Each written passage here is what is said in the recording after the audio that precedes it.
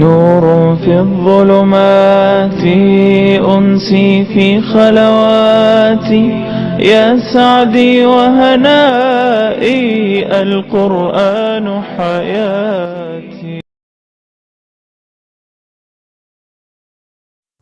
اعوذ باللہ السمیع العلیم من الشیطان الرجیم من حمزہ ونفخہ ونفثہ اللہم فقہنا فی الدین آمین یا رب العالمین.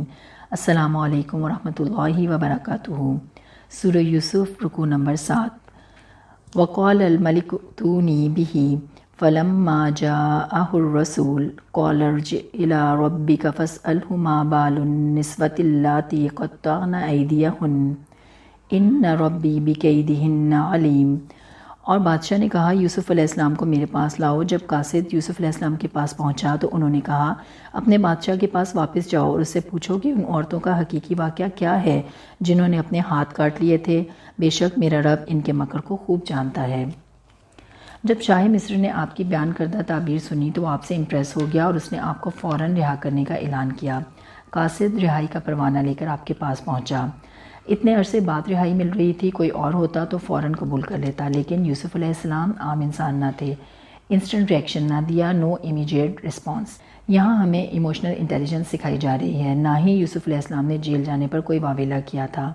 کوئی اچھی خبر یا بری خبر آئے تو انسان صبر سے، ٹھہراؤ سے کام لے. یوسف علیہ السلام کو پہلے اپنی بے گناہی کا اعلان کروانا تھا. ان کے نزدیک پاک دامنی آزادی سے زیادہ محبوب اور قابل قدر تھی. آپ نے قاصد سے کہا کہ بادشاہ کو میرا پیغام پہنچا دو کہ جن عورتوں نے مکر و فریب کرتے ہوئے اپنے ہاتھ کاٹے تھے ان سے پوچھیں کہ اصل حقیقت کیا تھی. اب دبے قصے کی دوبارہ شہرت ہو گئی. طویل عرصے کی گمنامی کے بعد آپ کی شخصیت دوبارہ ڈسکشن میں آ گئی. بادشاہ نے تمام عورتوں کو بلا کر ان سے پوچھا کہ صحیح واقعہ کیا ہے. آج کے میڈیا کے مطابق بریکنگ نیوز بن گئی. انسان پر جو بھی الزام لگایا جائے، ریومر ہو چاہے صداقت نہ بھی ہو، تو اس کی تحقیق اور تصدیق کرا لی جائے، خاص طور پر جب وہ معاملہ پبلک ہو. یہ برات ضروری تھی کیونکہ دائی کی دعوت اور تبلیغ پر ایسی چیزیں اثر انداز ہوتی ہیں.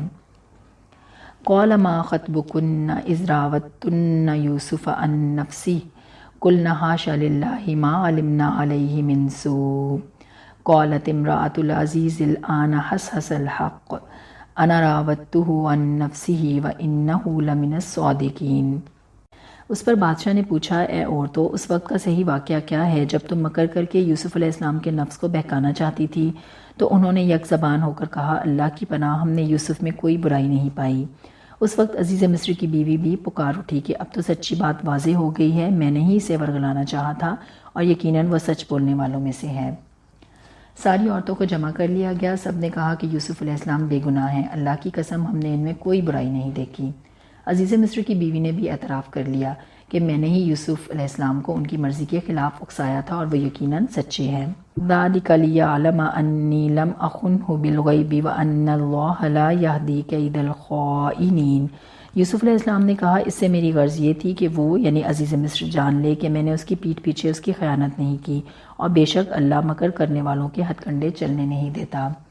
چونکہ یوسف علیہ السلام مستقبل میں پیغمبر دائی کی حیثیت سے کام کرنے والے تھے، اس لیے آپ نے عمل کیا کہ عزیز مصر کو بھی معلوم ہو جائے کہ اس کی امانت میں خیانت نہیں ہوئی، کیونکہ اللہ تعالیٰ خیانت کرنے والوں کی تدبیریں پوری نہیں ہونے دیتا.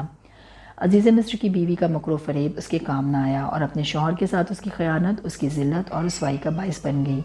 اس لیے ہمیشہ خود نیک نیتی سے کام کیا جائے اور سامنے والوں کی چالوں سے گھبرایا نہ جائے. اللہ پر توکل رکھا جائے، اللہ کی مدد پر یقین رکھا جائے. اللہ کی مدد محسنین کے ساتھ ہوتی ہے.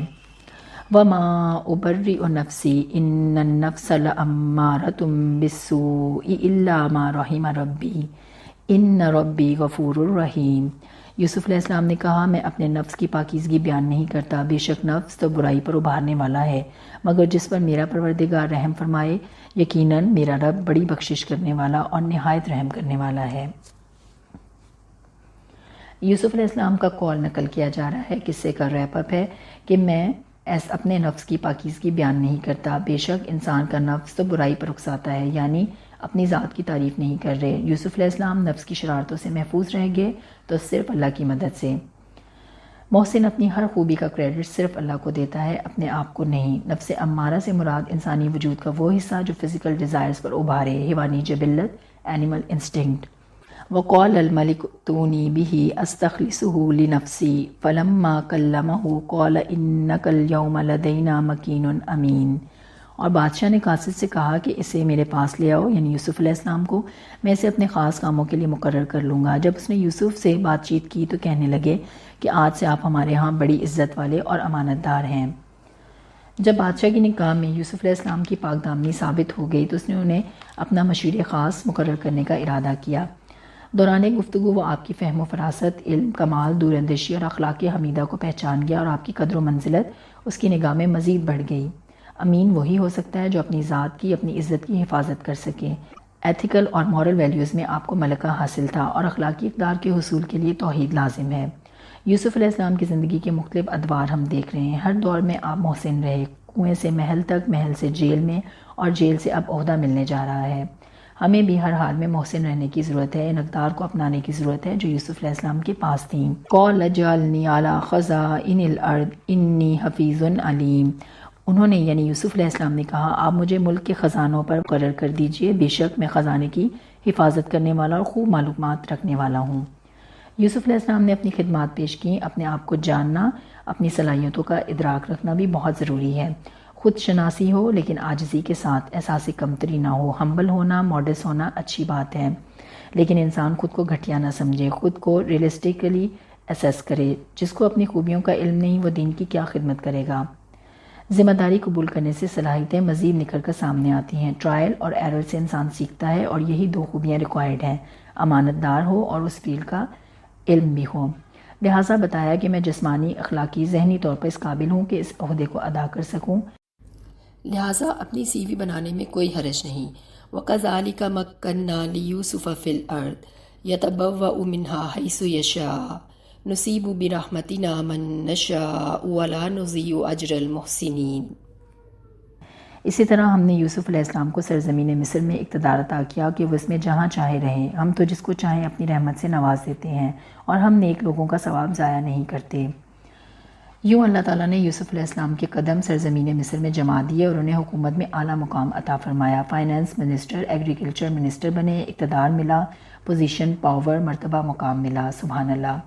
انہیں اختیار تھا کہ ملک میں جو چاہے کریں، جہاں چاہے رہیں۔ اللہ محسن لوگوں کا اجر ضائع نہیں کرتے۔ کیسے کیسے یوسف علیہ السلام نے بھائیوں کی تکالیف اور عزیز مصر کی بیوی کی سازش پر صبر سے کام لیا تھا۔